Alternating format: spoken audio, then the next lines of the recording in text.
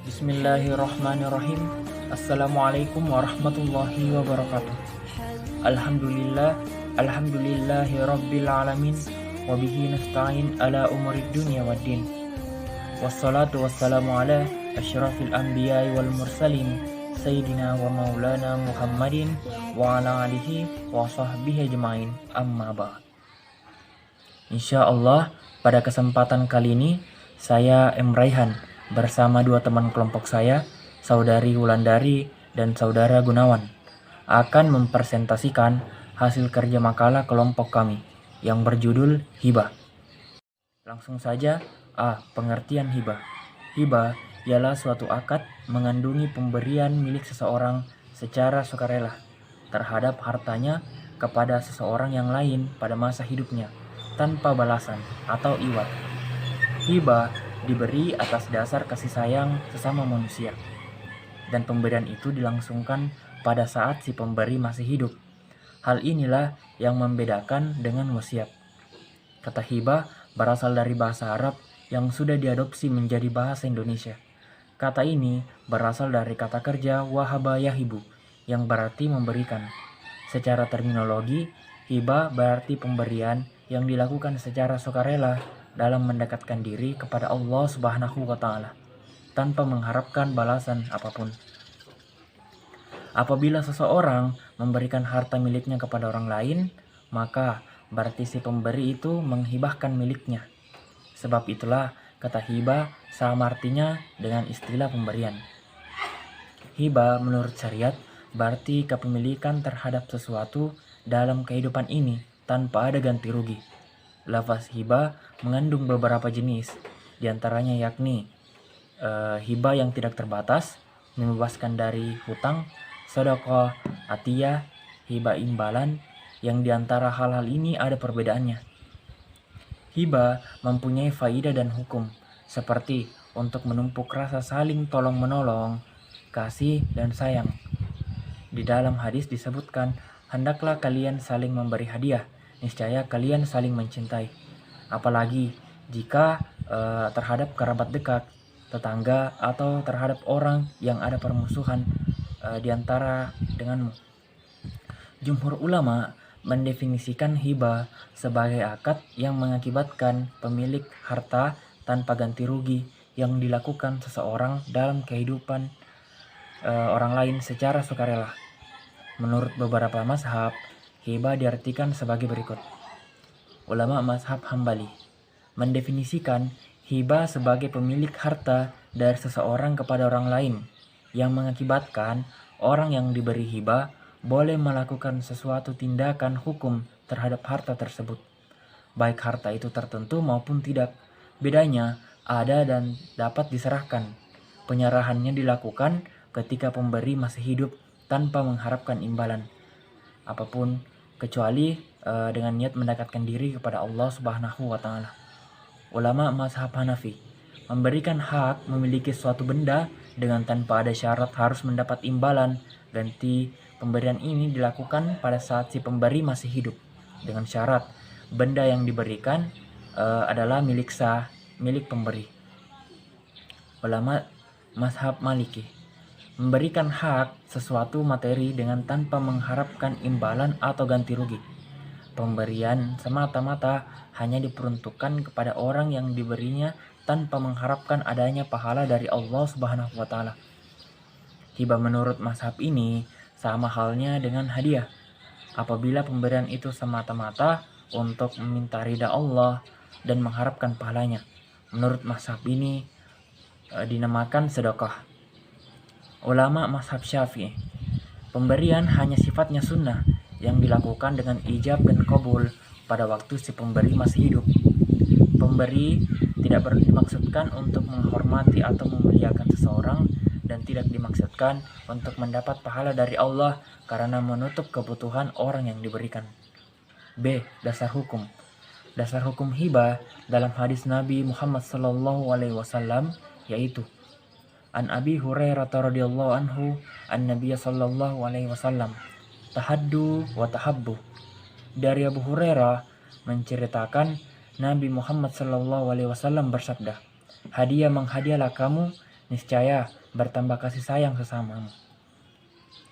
Selanjutnya akan dijelaskan oleh saudari Wulandari.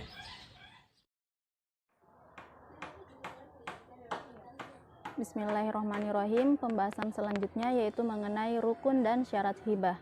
Adanya hibah harus memenuhi rukun dan syarat-syaratnya agar hibah yang dilaksanakan benar-benar sah. Adapun yang menjadi rukun hibah yang pertama yaitu wahib atau pemberi. Wahib adalah pemberi hibah yang menghibahkan barang miliknya kepada orang lain. Sebagai pemberi hibah, seseorang harus memenuhi beberapa syarat. Yang pertama, ia harus menjadi pemilik sah dari barang yang dihibahkan. Yang kedua, dewasa atau dalam kondisi balik. Yang ketiga, tidak ada halangan dalam melakukan perbuatan hukum. Yang keempat, tidak ada paksaan dan kehilafan sehingga tidak ada cacat kehendak. Kemudian, rukun yang kedua yaitu mauhublah atau penerima. Penerima hibah adalah seluruh manusia dalam arti orang yang menerima hibah. Rukun yang ketiga yaitu mauhub. Mauhub adalah barang yang dihibahkan. Benda yang dihibahkan harus memenuhi syarat sebagai berikut. Yang pertama, ada barangnya. Yang kedua, bendanya harus mempunyai nilai. Yang ketiga, benda tersebut dapat dimiliki zatnya.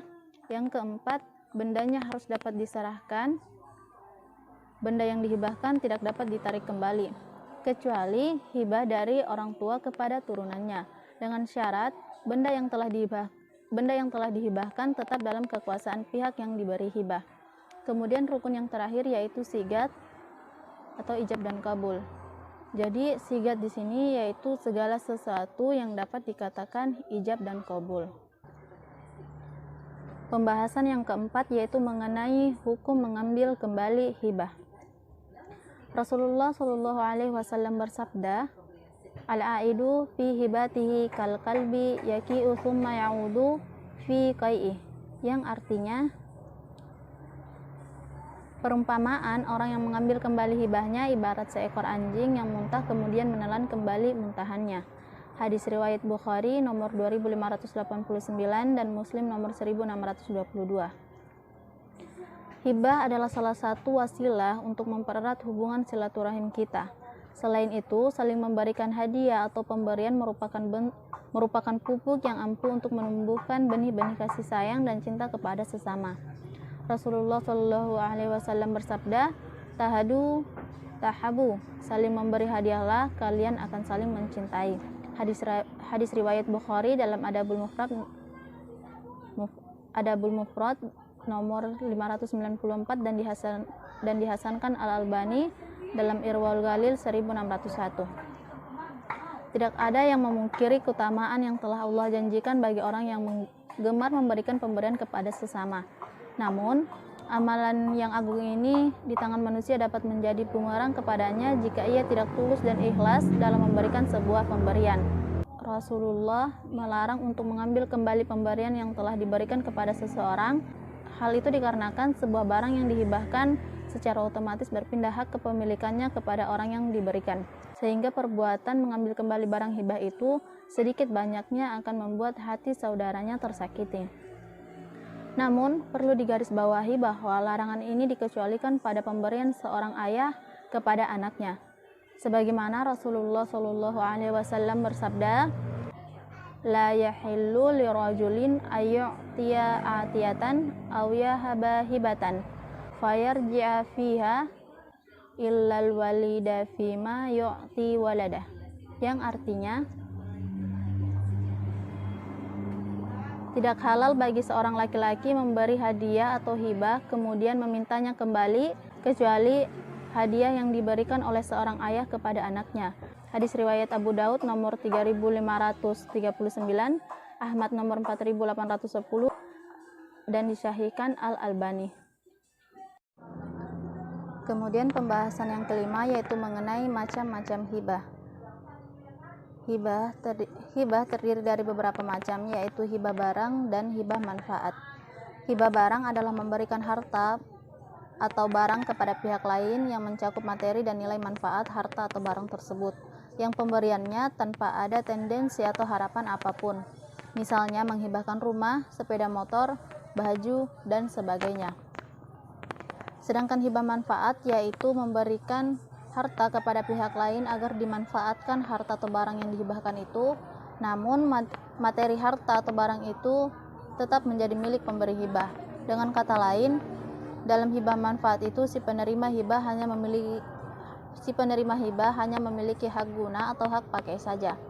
Hibah manfaat terdiri dari hibah berwaktu, hibah muajjalah, dan hibah seumur hidup atau al-amri.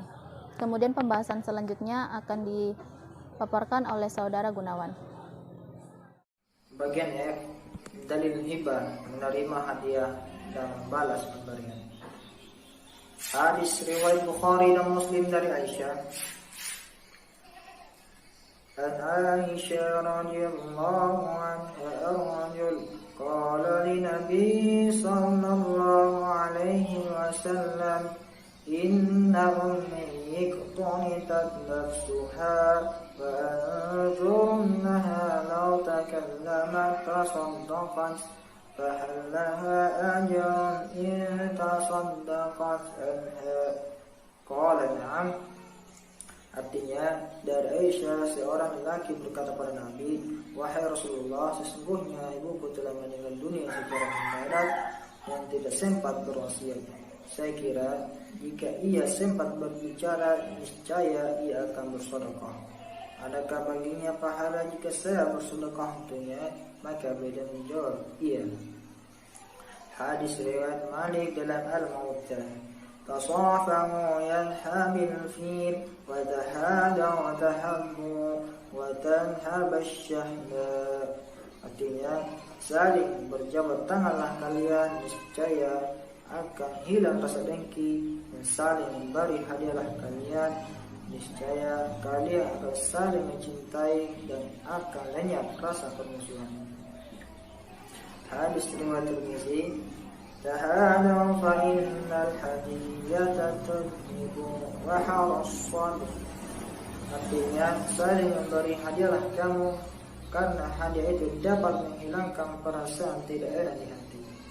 Hadis riwayat Ahmad. Man ba'athahu mafrufu an akhihi min ghayri mash'ala ولا إشراف نفس فليقبل ولا يرده فإنما هو رزق ساقه الله عز وجل إليه. Artinya,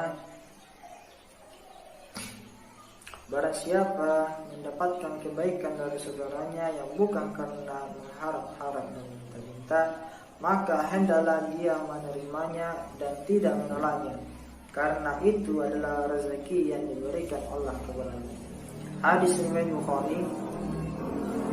Aisyah radhiyallahu anha qalat ya Rasulullah inna li jarayn fa ayyihima ahdi qala ila aqrabihima minka baban. Artinya, dari Aisyah yang bertanya, wahai Rasulullah, aku punya dua tetangga. Siapakah yang aku beri hadiah itu? Nabi bersabda, yang tentunya paling dekat dengannya. Hadis riwayat Bukhari dan Muslim. Maimunah binti al-Habis radhiyallahu anha annaha a'taqat walidatan fi zaman Rasulullah sallallahu alaihi wasallam. فذكرت ذلك لرسول الله صلى الله عليه وسلم فقال لو أعطيت يا أخوينك قال أعلم لا ييرك. Artinya, dari Maimunah binti al-Haris bahwasanya ia adalah memerdekakan seorang budak perempuan pada zaman Nabi.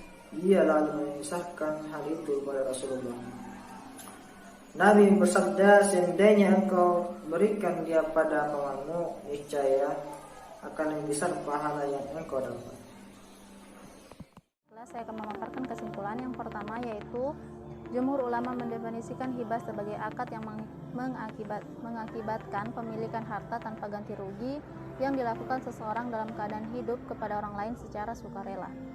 Poin yang kedua, inti dari pendapat ulama mazhab ialah hibah merupakan pemberian sesuatu kepada orang lain atas dasar sukarela tanpa imbalan. Maksud dari penyerahan dalam definisi tersebut adalah usaha penyerahan atau pengalihan sesuatu kepada orang lain. Usaha pengalihan itu dibatasi oleh sifat-sifat yang menjelaskan hakikat hibah itu sendiri.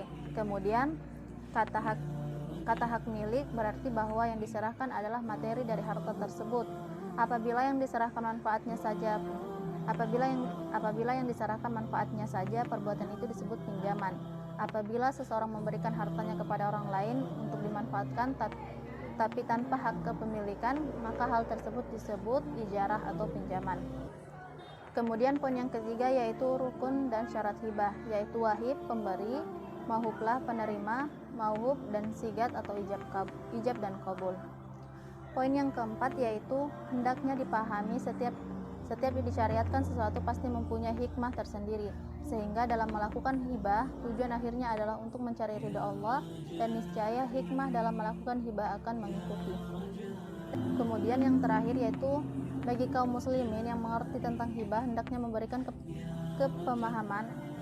pemahaman kepada sesamanya agar ibadah hibah ini tidak menjadi sebuah ibadah yang negatif nilainya karena sesuatu hal yang bertentangan dengan tujuan asal hibah. Sekian dari saya kembalikan kepada moderator. Demikianlah yang bisa kami paparkan. Lebih dan kurangnya mohon dimaafkan. Akhirul kalam, wallahul musta'an, walaitiklan. Assalamualaikum warahmatullahi wabarakatuh.